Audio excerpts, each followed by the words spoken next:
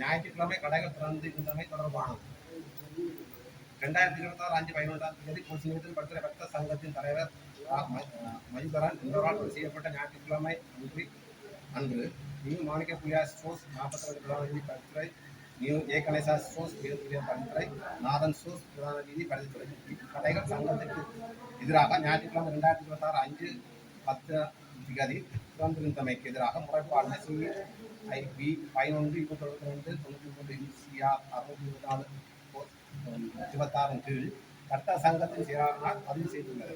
இது உங்கள் கவனத்தில் என்று போட்டு தவிசாளர் அடி எடுக்கிற முடிவென்று போட்டு போலீஸ் பொறுப்பு அதிகாரி சொல்லியிருக்கேன். எனக்கும் போல சொல்லியிருக்கேன். இது சம்பந்தமாக சபைக்கு தெரியப்படுத்துகிறேன். இதில் என்னுடைய கருத்து 200 கடையில் 3 கடை தான் கூட்டப்பட்டிருக்கின்றது. இது சம்பந்தமாக நாங்கள் சட்ட ஆலோசனை என்ன செய்யலாம் ஆராயப்பட்டது.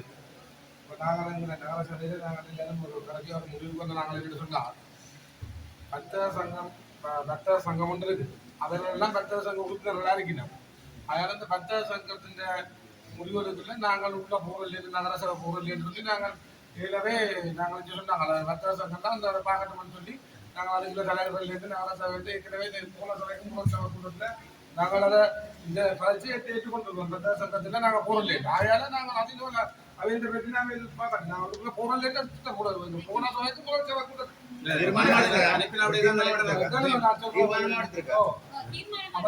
திருப்பி கொண்டு தீர்மானமா எடுத்திருக்கா கலந்துரையாடின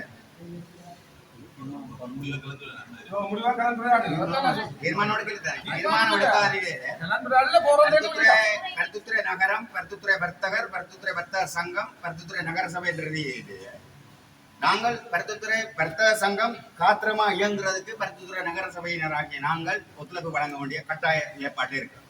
வர்த்தக சங்கம் பல செயற்பாடுகளை செய்திருக்கு. போன முறை திப்பா புயல்ல அனர்த்தம் ஏற்பட்ட நிலையில மாவட்டம் கடந்த ரீதியில ஒரு முன்னுதாரணமாக பருத்துத்துறை வர்த்தக சங்கம் செயற்பட்டிருக்கு என்ற ரீதியில நாங்கள் அந்த வர்த்தக சங்கத்துக்கு ஒத்துழைச்சு வர்த்தக சங்கத்தோடு நாங்கள் கரம் கொடுத்து வர்த்தக சங்கத்தை இந்த என்ன வழி அவர்களுக்கு தேவையோ அதை போலீசார் கூட போலீசார் தானே கேட்டிருக்கார்கள். அப்புறம் நீங்கள் ஒரு தீர்மானமாக எடுத்து சபை ஏகமனதா தீர்மானத்தை எடுத்து நாங்கள் வர்த்தக சங்கத்துக்கு அனுப்புவோம். பெரும்பான்மையான 3 வர்த்தகர்களுக்காக அந்த வர்த்தக சங்கத்தை நாங்கள் சிதைக்க முற்படையில 3 வர்த்தகர்களுக்காக நாங்கள் சபையார ஒரு தீர்மானம் முடிவெடுத்து வர்த்தக சங்கத்தோட கார்த்தரமா இயங்குறபடியா வர்த்தக சங்கத்தோட நாங்கள் சேர்ந்து இயங்குறது சாரத்திறந்த என்று எனது கருத்து குறிப்பிட வருகிறது. அவன் சொன்னது போல கூடுதலான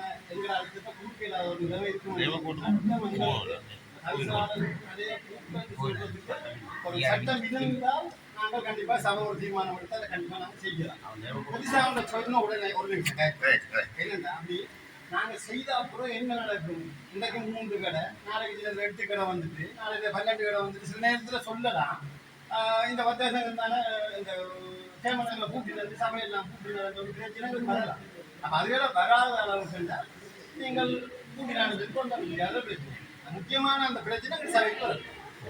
சபை துறக்க சொன்னது கூட்ட சொன்ன கதை வர்த்தக சங்க தலைவர் செய்யலாம். அதுக்குரிய அனுமதி கொடுத்து நாங்கள் அந்த நல்ல விஷயத்துக்கு எல்லாம் செய்யலாம். எங்களை ஒருத்தர் கேள்வி கேட்காத என்ன சொன்னால் சரி விஷயம் செய்யும் கௌரவ கருத்துக்கு நான் கருத்து தெரிவிக்கிறேன் என்றால் சட்டமன்ற கிடைக்கிற வேண்டிய கருத்துத்துறை நகர சபைக்குள்ளாக உபவிதிகள் இருக்கு. உபவிதிகளூடாக சட்டத்தை வகுத்து அன்றைக்கு கேட்டிருந்த முச்சக்கர வண்டி சங்கத்தை ஒரு ஒருங்கிணைப்பு கொண்டு அதுக்கு ஒரு உபவிதி இருக்கு. அந்த உபவிதியை உருவாக்கலாம், சபை உருவாக்கலாம். அந்த சபை உருவாக்குறதுக்கு தான் நாங்கள் 15 மெம்பராக கூடியிருக்கிறோம். அதை கருத்துக்கள் வேறு கருத்துக்கள் வர்றாங்க. தீர்மானம் கருத்து முடிவெடுக்கும். சட்டம்ன்றது எங்களை சட்டம் அடக்க வர இல்லை. நாங்கள் சட்டத்துக்கான உப விதிகளை இங்கே கொண்டு வந்து அதுக்கூடாக வர்த்தக சங்கத்துக்கான உப விதியை கொண்டு வந்து அதற்கூடான முடிவெடுப்போம். சட்டம் வந்து நகர சபை வர்த்தக சங்கத்தை பிரிக்கிற மாதிரியான சட்ட உருவாக்கங்கள் அப்படி இருக்கான்னு சொல்லி சட்டத்துக்கு பாருங்க. ஆனால் அதுக்கான உப விதிகள் நேற்றும் சுற்றுலா துறை சம்பந்தமான ஒரு பாடநெறியை கலந்து கொண்டாங்க. அந்த பாடநெறியிலே சொல்லிட்டு இந்த சுற்றுலா சம்பந்தமான இதில் நாங்கள் ஒரு பிரேரணையை கொண்டு வர கடலோர பாதுகாப்பு அப்படி அங்கே எங்களுக்கு தடை இருக்கு என்று சொல்லி சபையில் அந்த பிரேரணை ஏற்றுக்கொள்ளலாது. நாங்கள் அதுக்கு என்ன செய்யலாம் சொன்னால் சபையில் ஒரு உபவிதியை கொண்டு வந்து உபவிதி ஊடாக நாங்கள் அந்த சுற்றுலாத்துறையை சுற்றுலா வளத்தை முன்னுதாரணமாக கொண்டு வரக்கான வழிமுறை இருக்கு. அதுக்கு நாங்கள் சட்டம் என்று இல்லாததும் சட்டத்துக்குரிய செயற்பாடை நாங்கள் 15 மெம்பர்கள் மக்கள் பிரதிநிதிகள் நாங்கள் எங்களுக்கான அதிகாரங்களை செய்யறதுக்கு தான் நீங்கள் இருக்கிறீர்கள். கோவிலில் சாராம்சம் இவங்க கேட்டதுங்களா அந்த சட்ட பிரச்சனை நகர சபைக்கு உள்ளூராட்சி சபைகளுக்கு சட்டம் இயற்ற அதிகாரம் இருக்குது. அந்த வரம்புக்கு இல்லை. இங்கே 12 சபை கூட்டத்திலிருந்து நாங்கள் தீர்மானம் எடுக்கும். தீர்மானம் சட்டம் இல்லை.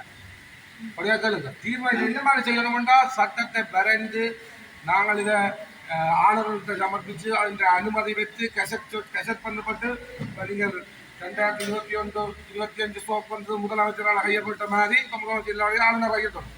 அது சட்டமாக வரைகிற நாங்கள் நடவடிக்கை எடுக்கலாம். சட்ட ரீதியாக ஒரு வர்த்தக சங்கத்தை நாங்கள் வர்த்தக சங்கம் அதைய கூட்ட வேணும் சொல்லி நாங்கள் சட்டமாக்கி அதை ஆளுநருக்கு சமர்ப்பித்து அது வந்து அதுக்கு சட்டமாக இயக்கினா நாங்கள் சட்ட ரீதியாக நடவடிக்கை எடுக்கலாம். அது மட்டும் நாங்கள் போனால் இந்த நான் சொல்கிற மாதிரி கேள்வி புரியல் கணக்கு வந்து நாங்கள் தேவையில்லாத பிரச்சனை மாற்றப்பட வந்து. ஆனால் இதுவரைக்கும் ஒரு சமயமாக செய்யலை. என்ன நினைக்கிற என்ன பிரச்சனை நாங்கள் தீர்மானம் தான் தெரியுது. தீர்மானங்கள் சட்டங்களாக்கப்பட வேண்டும். அதுக்கு தான் நீங்க சொன்ன உபவிதி வடிவாக சொல்லப்பட்டது. உபவிதி தான் சட்டமாக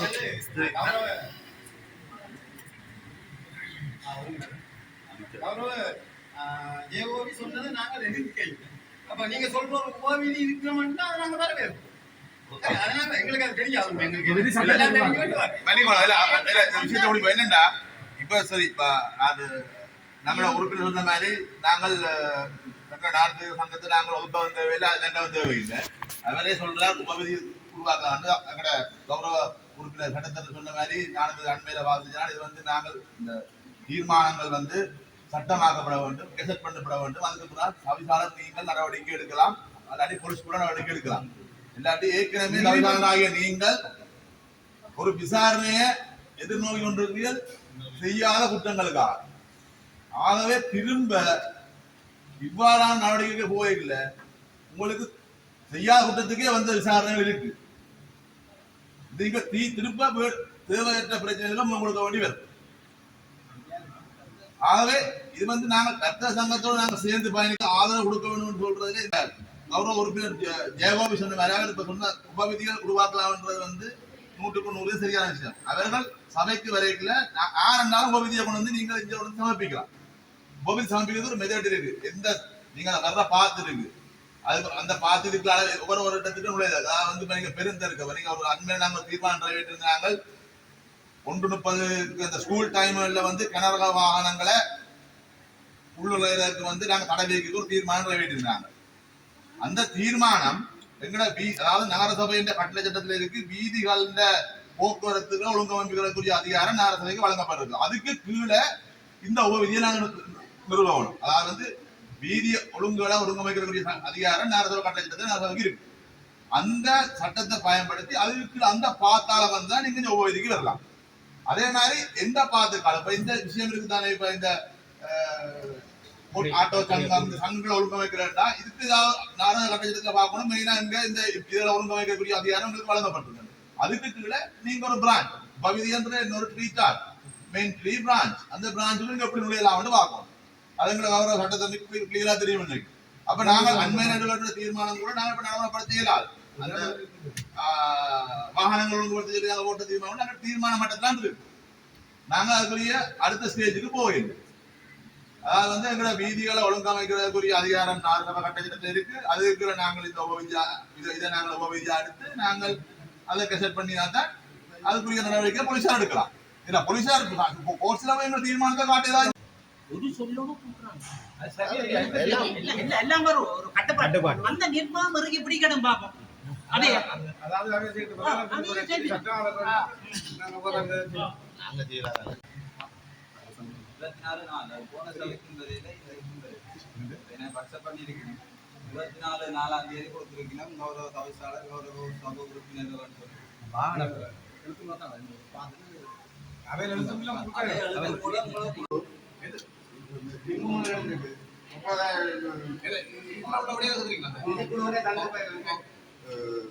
இன்குமல் 100 இருக்கு, சென்சர் 100 இருக்கு, கேமரா 100 இருக்கு. அதே எதுக்கு எடுத்துருக்கு? யார் உறுப்பினராக பகிர்ந்தளிக்கப்பட்டு என்னடா ஐயா இதை நாங்கள் ஒரு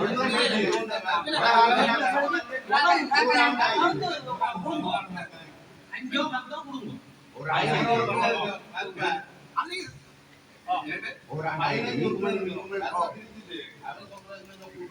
அந்த கையில போயிருக்கணும் அந்த கம்ப்ளைண்டோட இங்க வந்த கம்ப்ளைண்டோட கம்ப்ளைண்ட் மிஸ் மேலுதண்ணி ஒரு விஷயம் போட்டுருக்கு அந்த அடிப்படையில இந்த நெல்லண்ட வேள்வி நடக்கக்கூடிய நாளைக்கு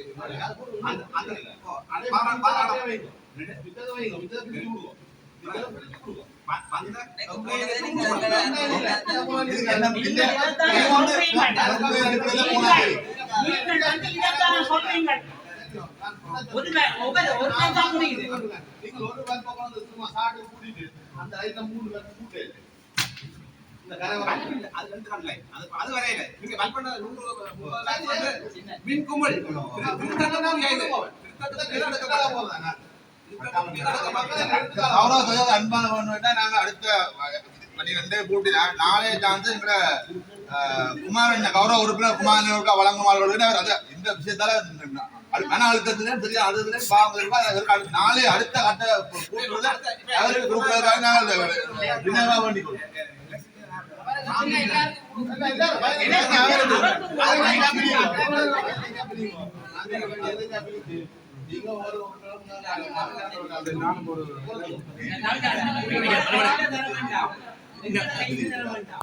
ரெண்டாயிரத்தி 11 25 ரத்தமாக ஏற்று அங்கீகரிக்கப்பட்ட 21ஆம் பிரிவின்ல 10வது பிரிவின்ல நடக்கக்கூடிய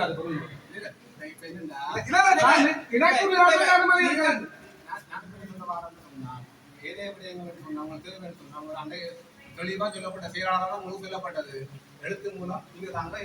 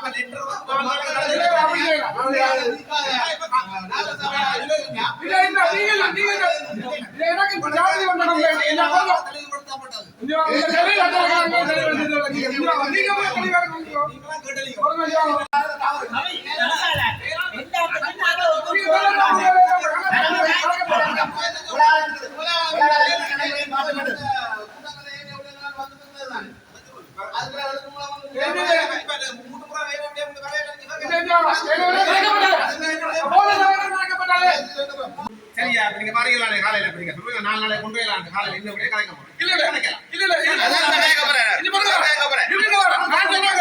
இது புது விஷயம்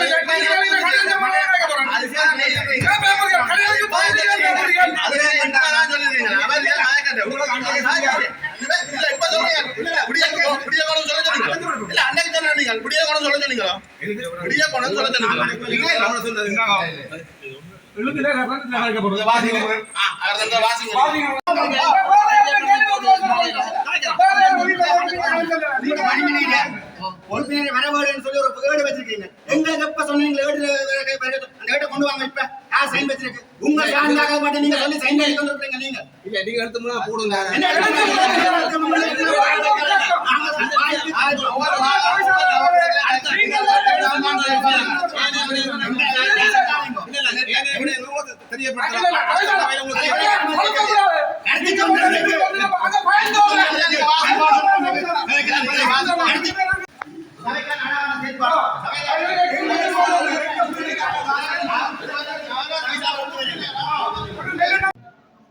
நாங்கள் இன்றைய சபை கூட்டம் தொடர்பாக சில கருத்துக்களை நான் சொல்ல முனைகின்றேன்.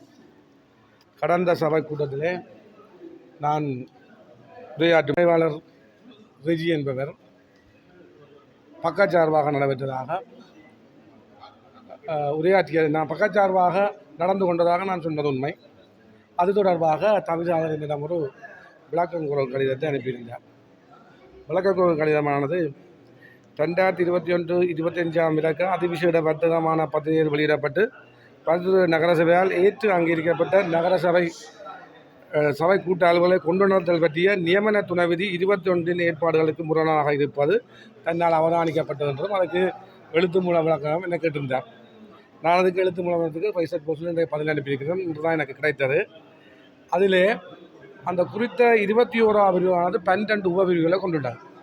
அந்த 12 உபபிரிவிலே எந்த உபபிரிவை நான் முரணாக பேசினான் என்று தெளிவாக குறிப்பிடாத ஒரு விளக்கம் ஒரு கடிதம் அமைந்த காரணத்தினாலே இன்று நான் சபையிலே அது தொடர்பாக வினா எழுப்பிய பொழுது தவிசாளர் பதிலளிக்காமல் எழும்பி சென்று விட்டார். ரெண்டாவது எங்களுக்குள்ள குற்றப்பாடு, காலாகாலமாக நமது நெல்லண்ட பத்திரகாளியம்மன் கோயிலிலே மடை நடைபெறுகிறது.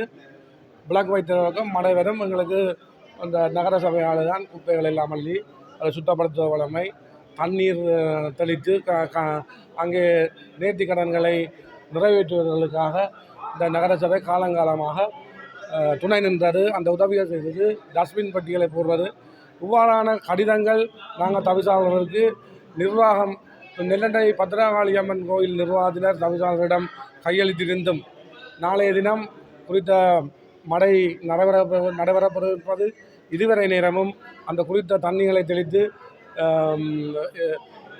உதவி செய்யாது நமது மக்கள் சார்பிலே நான் அந்த கேள்வி எழுப்பின பொழுதும் தவிசாளர் வெளியேறி சென்றது, பதிலளிக்காத வெளியேறி மழுப்பி போட்டு பதிலளிக்காத வெளியேறி சென்றது எங்களுக்கு மிகவும் ஒரு ஏமாற்றத்தை தருகிறது. இது நான் தும்பளை வட்டார மெம்பர் என்ற ரீதியிலே நான் அவர்கள் சார்பிலே நான் எனக்கு இந்த தவிசாளர்களுக்கு எதிரான சில அதிருப்தியை நான் இந்த வெளியிட்டுக் கொள்கின்றேன். இவ்வாறான செயற்பாடுகள் மூலவ காலமாக நடைபெற்ற பத்திரகாளியம்மன் கோயிலுக்கு நகரசபை செய்த உதவி இந்த முறை மறக்கப்பட்டுகின்றது. எங்களுக்கு மிகவும் மனவேதனை அடைகிறது என்று சொல்லிக் கொள்ள விரும்புகிறேன். நன்றி, வணக்கம்.